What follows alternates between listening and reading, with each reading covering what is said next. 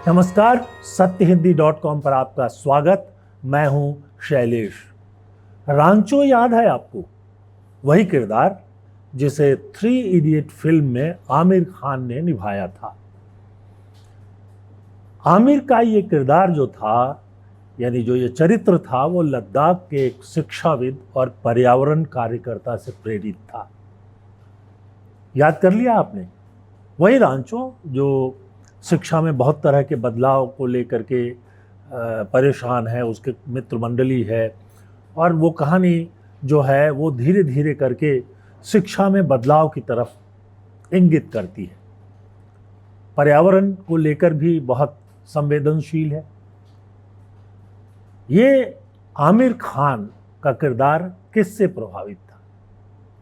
ये वो व्यक्ति हैं जो दिल्ली के जंतर मंतर पर पिछले 17 दिनों से भूख हड़ताल पर बैठे हैं, और 17 दिनों से भूख हड़ताल के कारण उनका वजन करीब 10 किलोग्राम कम हो गया है। उनकी स्थिति नाजुक हो चुकी है, लेकिन केंद्र की सरकार ने अभी तक उनसे बातचीत की पहल तक नहीं की है। आखिरकार क्यों सरकार खामोश है? क्या कोई इतनी बड़ी मांग वो कर रहे हैं जिसे सरकार पूरा नहीं कर सकती? और सरकार इस बात के लिए तैयार है कि उनका नुकसान हो जाए तो हो जाए, लेकिन उनसे बातचीत नहीं होगी और मांग तो नहीं ही मानी जाएगी।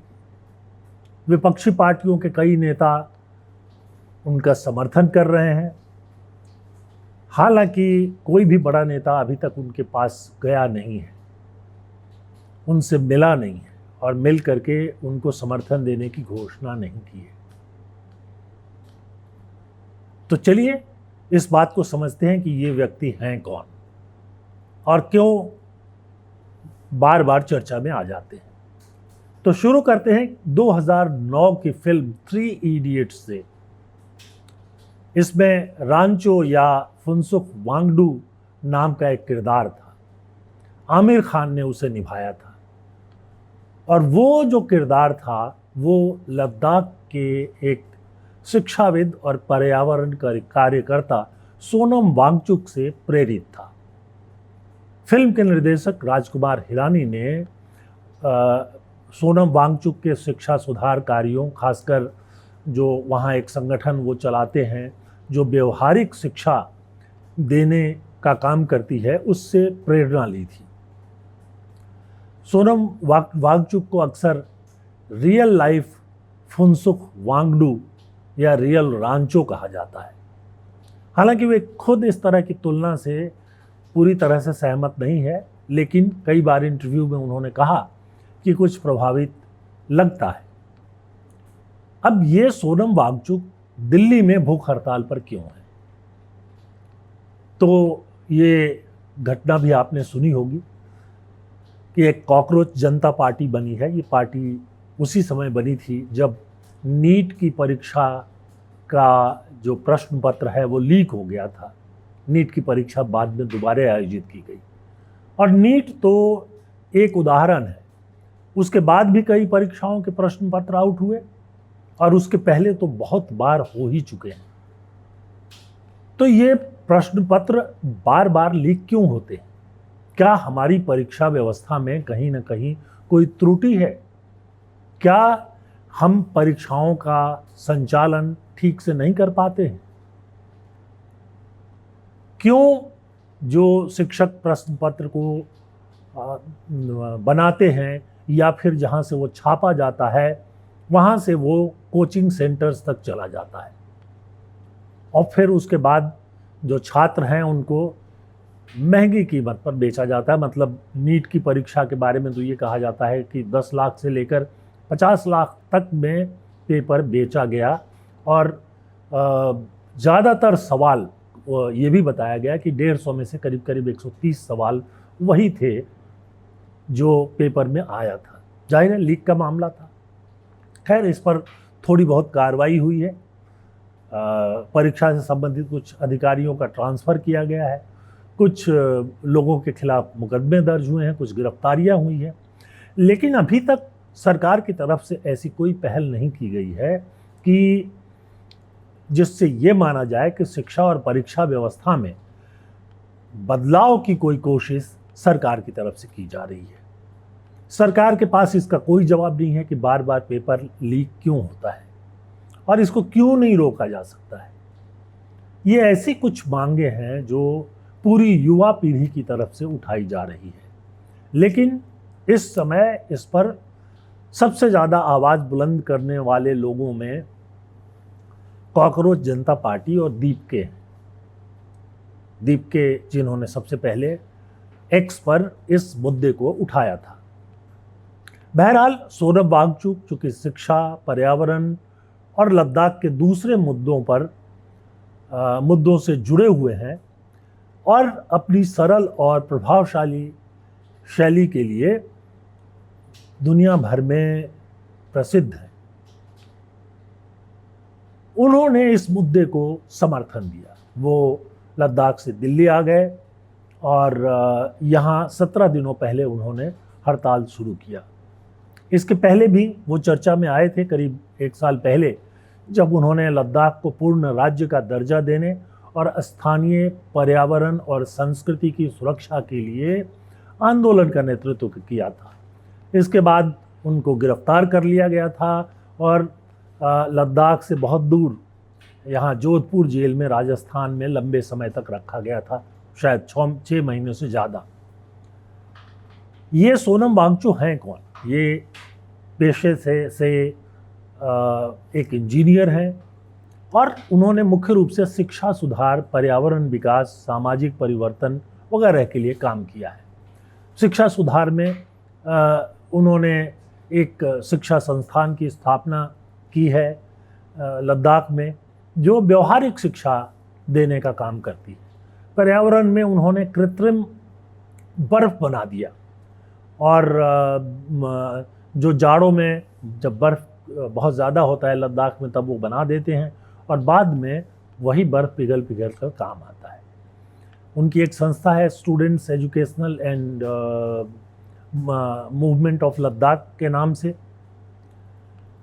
इसके संस्थापक निदेशक हैं वो। उसके ये जो संस्था है जिसे SECMOL भी कहा जाता है, वो पारंपरिक शिक्षा प्रणाली की जो समस्या है उसके दूर करने का काम करता है। इसकी स्थापना 1988 में की थी और तब से ये संस्था जो है एक प्रीमियर संस्था की तरह काम कर रहा है और जो छात्रों को रट्टा मारने वाली शिक्षा है उसके बजाय व्यवहारिक शिक्षा, सांस्कृतिक शिक्षा और आत्मविश्वास बढ़ाने वाली शिक्षा देता है। राष्ट्रीय स्वयंसेवक संघ और भारतीय जनता पार्टी यही कहती है कि व्यवहारिक शिक्षा हो, संस्कृति और राष्ट्रवाद को बढ़ावा दिया जाए। यहाँ उन्होंने राष्ट्रवाद की जगह आत्मविश्वास ले लिया है। तब आखिर उनकी मांग क्यों नहीं पूरी हो रही है? इसके अलावा भी सोनम वांगचुक ने कई काम किए हैं। सरकारी स्कूलों में सुधार के लिए उन्होंने समुदाय और नागरिक समाज का सहयोग लेने की पहल शुरू की। लंबे लद्दाख में की पूरी शिक्षा व्यवस्था को एक समय में उनके नेतृत्व में बदला गया और इसका एक नतीजा ये हुआ कि 10वीं पास करने वाले छात्रों की संख्या जो कि 5% थी वो बढ़कर 75% तक पहुंच गई।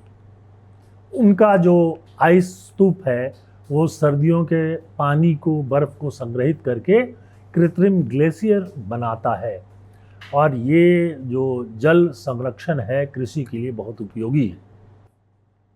SECMOL का जो कैंपस है वहाँ सब कुछ सौर ऊर्जा से चलता है। उसमें जो आधुनिक ईंधन, पेट्रोल, डीजल वगैरह वगैरह का कोई इस्तेमाल नहीं किया जाता है। उसके बाद उन्होंने Himalayan institute of alternative Ladakh की स्थापना की, उच्च शिक्षा के लिए संस्थान बनाए और इन सब कामों के लिए उनको रोमन मैग्सेसे अवार्ड, जो बहुत ही प्रतिष्ठित अवार्ड है, नोबेल प्राइज की तरह माना जाता है, वो मिल चुका है। रोलेक्स अवार्ड मिल चुका है। अवार्ड फॉर सस्टेनेबल आर्किटेक्चर मिल चुका है। बहुत सारे अवार्ड मिले।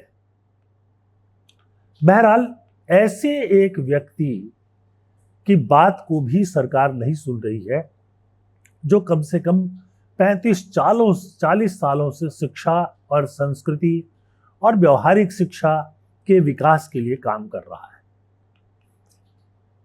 क्यों? ये एक बड़ा सवाल है। जहां तक कॉकरोच जनता पार्टी और दिल्ली के जंतर मंतर पर उसके धरने की बात है, तो उनकी मांग तो साफ है कि केंद्रीय शिक्षा मंत्री धर्मेंद्र प्रधान को हटा दिया जाए, क्योंकि उनका कहना है कि ये जो बार बार पेपर लीक हुए, उसके लिए कहीं ना कहीं उच्च स्तर पर जिम्मेदारी तय होनी चाहिए। केवल नीचे के स्तर पर काम करने से ये मामला खत्म नहीं होगा और ये समस्या आगे भी आ सकती है। तो बहरहाल इस मांग को मानने के लिए सरकार तैयार नहीं है। कम से कम ये किया जाता कि सोनम वांगचुक से या जो आंदोलनकारी है उनसे बातचीत की जाती, वो भी नहीं हो रहा है और उनको छोड़ दिया गया है। अब ये जरूर है कि बहुत सारे जो नेता हैं, जो और लोग हैं, सामाजिक कार्यकर्ता हैं, उन्होंने सोनम वांगचुक से अपील की है कि वो अपना आमरण अनशन जो है, भूख हड़ताल जो है, उसको खत्म कर दें। उनका कहना है कि ये जो सरकार है, ये किसी की बात सुनने को नहीं है। बहरहाल हम ये कहें, याद दिला दें कि महात्मा गांधी भी कई बार भूख हड़ताल करते थे और उनके उसका दो मकसद था। एक तो अंग्रेजी सरकार पर दबाव डाला जाए और दूसरा जो जनता है उसको जागृत किया जाए। तो सोनम वांगचुक के भूख हड़ताल से एक संदेश तो देश भर में जा ही रहा है, लेकिन ये कान बंद करके बैठी सरकार इसको सुनने के लिए तैयार नहीं है और इसलिए आज सोनम वांगचुक की जिंदगी खतरे में है।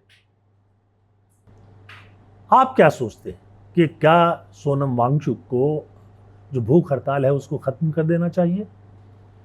हम अनुरोध करेंगे कि कमेंट सेक्शन में आकर के आप अपनी राय हमें ज़रूर बताएं। इसके साथ साथ हमारा ये भी अनुरोध है कि आप हमारा प्रोग्राम जो है उसको हमारे चैनल को लाइक करें, प्रोग्राम जो है उसको भी लाइक करें, चैनल को सब्सक्राइब कर लें, ताकि आप तक जो है सारी सूचनाएं जल्दी से जल्दी पहुंच जाएं। सत्य हिंदी का ऐप जो है वो बहुत सफलता के साथ चल रहा है, उसे डाउनलोड कर लें ताकि आप एक ही जगह हमारे सारे प्रोग्राम देख सकें और कहीं भी देख सकें। सत्य हिंदी के सदस्यता का अभियान अभी भी जारी है और अगर आप उससे जुड़ें तो हमें खुशी होगी, हमारी इससे बड़ी मदद होती है। तो आज के लिए बस इतना ही। बहुत बहुत धन्यवाद। नमस्कार।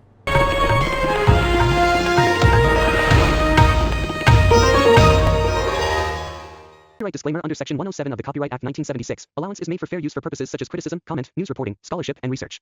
Fair use is a use permitted by copyright statute that might otherwise be infringing.